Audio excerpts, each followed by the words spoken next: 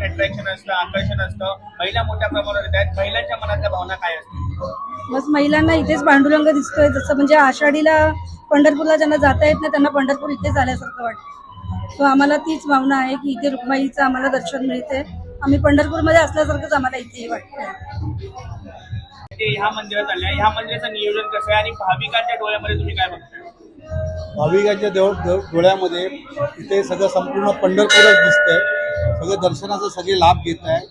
मंदिर गर्दी भरपूर जास्त आहे, पण आयोजक आणखीन सगळे ट्रस्ट हे सगळं व्यवस्थित सगळ्यांना सांभाळून घेत आहे. दर्शनाचा लाभ हा सगळ्यांना भेटतो.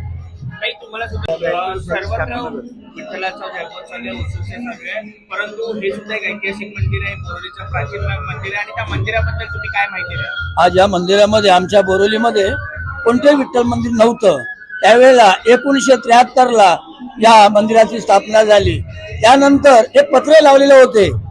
1980 मध्ये आमचे वैकुंठवासी नंदुबाई कदम यांच्या हस्ते हा जीर्णोद्धार झाला आणि या ठिकाणी नैमित्तिक जे कार्यक्रम आहेत तर चालत आहे. गुरुवार, शनिवार, एकादशी, संतांची पुण्यतिथी, आषाढी, कार्तिकी, माघी असं या ठिकाणी हा कार्यक्रम होतो. आणि ह्या कार्यक्रमाला जे गुरु लाभलेले आहेत तर जगद्गुरु तुकोबारायच्या गाथा त्यांच्या फडावा आलेला आहे आणि या फडातून हे सगळे वारकरी आहेत.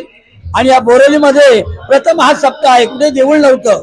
वारकरी संप्रदाय काय आहे हे कुणाला माहित नव्हतं. म्हणजे ज्यावेळेला या ठिकाणी 1973ला आम्ही लहान होतो हे मंदिर झालं. असं करता करता आमच्या नंदुबाईंच्या मनात आलं की आपण मुकामाने सत्य कर्म व्हावे साह्य कातली अभय नरका जाणे. आणि त्याने हा उद्धार देवाचा जीर्णोद्धार केलेला आहे. सगळ्या लोकांचं झालं की आज भाई होते म्हणून झाले. आणि या मंदिराला हा 52वा हा वर्ष आहे. मागे 50वा वर्ष साजरं झालं अशी या मंदिराची माहिती आहे. 52 वर्षाचा इतिहास तुम्ही सांगता, परंतु मूर्ती सुद्धा विशेष आहे. मूर्तीचं वैशिष्ट्य काय सांगता? मूर्तीचं पहिली आमची छोटी मूर्ती होती. त्यानंतर आम्ही ज्यावेळेस जीर्णोद्धार झाला तेव्हा ही मोठी मूर्ती आणली. मूर्तीमध्ये आता तो तेज आहे. ज्यावेळेस आम्ही कीर्तनाला उभा राहतो त्यांचं स्मरण करतो ते आगळं वेगळं दिसतं. ही जागा आपल्याला वाटतं की आम्ही पंढरपुरामध्ये आलेलो आहे असं या देवांच्या रूपाकडे पाहिलं तर आपल्याला कीर्तनकाराला एवढा जयघोष होतो की त्या देवाचं दृष्टी पाहिल्यानंतर समाधान होतं.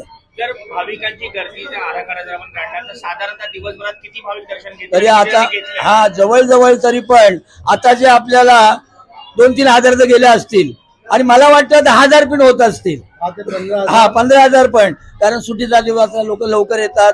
त्याप्रमाणे हा कार्तिकी वारीला आणि आषाढी वारीला एवढे आपले भाविक लोक जमतात.